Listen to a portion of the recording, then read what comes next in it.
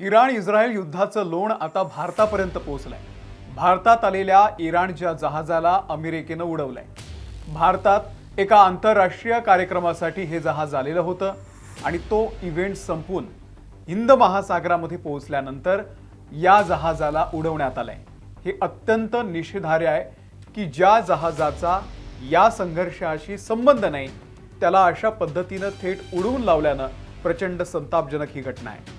आपण जरा नीट समजून घेऊयात हे नेमकं काय घडलेलं आहे। या सगळ्यात भारताची भूमिका काय असेल, कारण भारतातल्या एका कार्यक्रमासाठी हे जहाज आलेलं होतं आणि हा हल्ला झालेला आहे। हे फार गंभीर आहे। सविस्तर तुम्हाला सांगतो नेमकं काय घडलंय।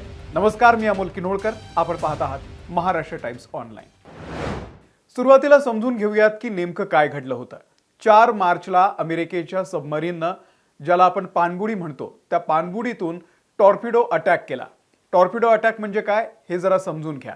जसं आपण सध्या मिसाईल हल्ले बघतोय, जमिनीवरून ते लॉन्च केलं जातं, एक टार्गेट सेट केलेलं असतं, तिथे जाऊन ते पडतं। काही मिसाईल हवेतल्या शत्रू राष्ट्राच्या विमानांना देखील टार्गेट करत असतं। तर तसंच समुद्रामध्ये एका जहाजातून दुसऱ्या जहाजाला टार्गेट केलं जातं। सबमरीनमधून ते लॉन्च होतं, त्याला टॉर्पिडो म्हणतात। जे पाण्याच्या आतून हल्ला करतं, म्हणजे विचार करा ते किती पॉवरफुल असतं। इराणची युद्धनौका आयरिस देना यावरती हा हल्ला झालेला आहे आणि त्यातल्या 87 जणांना आपला जीव गमवावा लागलाय। ही नौका कुठे होती त्याचं लोकेशन तुम्हाला मी नकाशावरती दाखवतो। हा दक्षिण भारत आहे आपला आणि त्याच्या खाली हिंद महासागर, इथे श्रीलंका, श्रीलंकेमधलं कोलंबो आपल्या सगळ्यांना माहिती आहे। कोलंबोच्या दक्षिणेला एक शहर आहे गाले नावाचं, आणि या गालेपासून 40 नॉटिकल दूर ही इराणची नौका जात होती। 40 नॉटिकल म्हणजे फार काही अंतर नाहीये। अशा सेफ झोनमध्ये अमेरिकेनं हा हल्ला केलेला आहे आणि यानंतर अमेरिकेनं एक व्हिडिओ सुद्धा रिलीज केलेला आहे। यातून याची तीव्रता आपल्याला स्पष्टपणे दिसतेय। आता ही इराणचं जहाज या बाजूनं इराणकडे जात होतं, त्याच वेळी अमेरिकेनं पाणबुडीतून त्याला ट्रॅक केलं। त्यानंतर अचानक टॉर्पिडो हल्ला केला आणि काही मिनिटातच ही शिप डगमगायला लागली। क्रू मेंबर्सनी डिस्ट्रेस सिग्नल दिला। त्यानंतर श्रीलंकेची नेव्ही मदतीसाठी पोहोचली, पण तोपर्यंत उशीर झालेला होता। 180 जण या शिपमध्ये होते, त्यातले 87 जण बाहेर काढलेले आहेत। या सगळ्यांना आपला जीव गमवावा लागलाय। 32 जणांना सुखरूप बाहेर काढलेलं आहे। त्यांच्यावरती गालेमधल्या रुग्णालयामध्ये सध्या उपचार सुरू आहेत। इतरांना शोधण्याचं काम अजूनही सुरू आहे। जेव्हा हा डिस्ट्रेस सिग्नल पाठवला त्यानंतर श्रीलंकन नेव्हीनं आपले रेस्क्यू हेलिकॉप्टर्स त्या ठिकाणी पाठवले आणि रेस्क्यू ऑपरेशन सुरू केलं। आता हे इराणचं जहाज या हद्दीमध्ये नेमकं कसं पोहोचलं होतं ते आपण समजून घेऊयात। हे इराणचं जहाज भारतामध्ये डिप्लोमॅटिक व्हिजिटसाठी आलेलं होतं।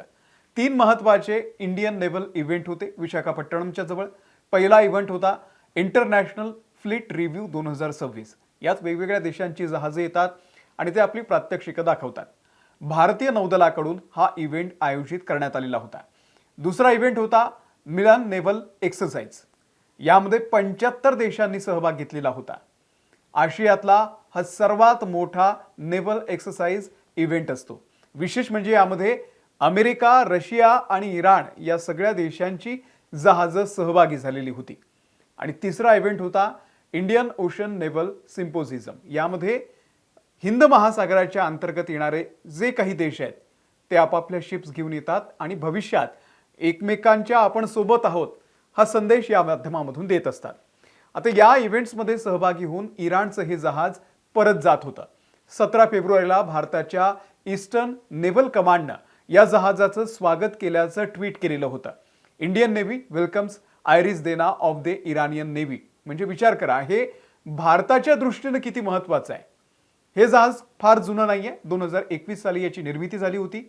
1500 टन त्याचं वजन होतं आणि लांबी 95 मीटरच्या आसपास होती। यात अँटी मिसाइल्स लावलेले होते। नूर क्रूज मिसाईल त्याचं नाव आपल्याला माहिती आहे।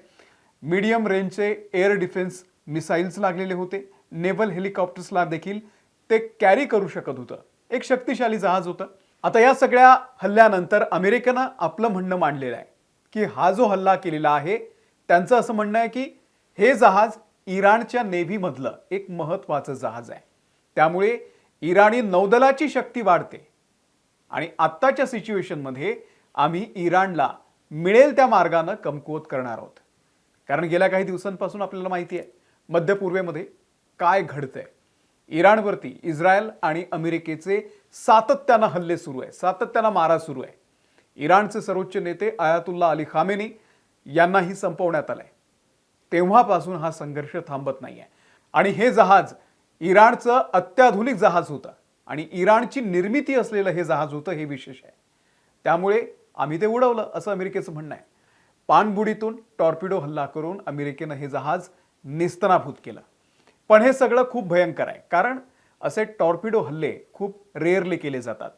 मिसाईल्स, ड्रोन्सच्या माध्यमातून एकमेकांवरती टार्गेट केलं जात होतंच, पण सगळ्यात महत्त्वाचं म्हणजे दुसऱ्या महायुद्धानंतर पहिल्यांदाच अमेरिकेनं एखाद्या देशावरती टॉर्पिडो हल्ला करून एखाद्या देशाचं जहाज नेस्तनाभूत केलेलं आहे दुसऱ्या महायुद्धानंतर. आता दुसऱ्या महायुद्धाचा इतिहास तर फार भयानक आहे.